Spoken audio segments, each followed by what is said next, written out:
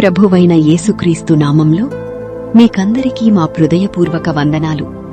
ఈ దినము దేవుడు మీతో చేస్తున్న వాగ్దానము, నీకు పుట్టినవారిని నేనాశీర్వదించెదను. పరిశుద్ధ గ్రంథమైన బైబిలులో యెషయా గ్రంథము 44వ అధ్యాయము 3వ వచనము.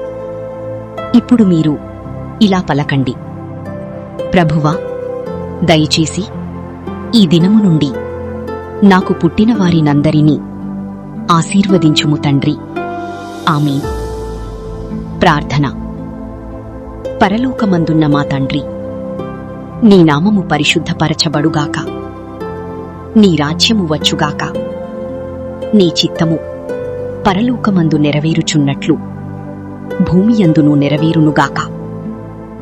మా అనుదిన ఆహారము నేడు మాకు దయచేయుము.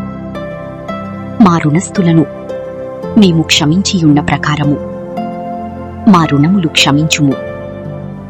మమ్మును శోధనలోకి తేక దుష్టుని నుండి మమ్మును తప్పించుము.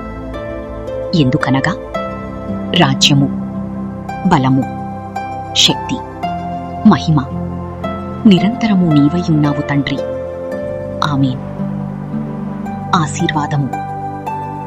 తండ్రి యొక్క ప్రేమ, కుమారుని యొక్క కృప, పరిశుద్ధాత్మ దేవుని యొక్క నిత్య సహవాసము వింటున్న మీకందరికీ ఇప్పుడును ఎల్లప్పుడును సదాకాలము తోడై ఉండునుగాక.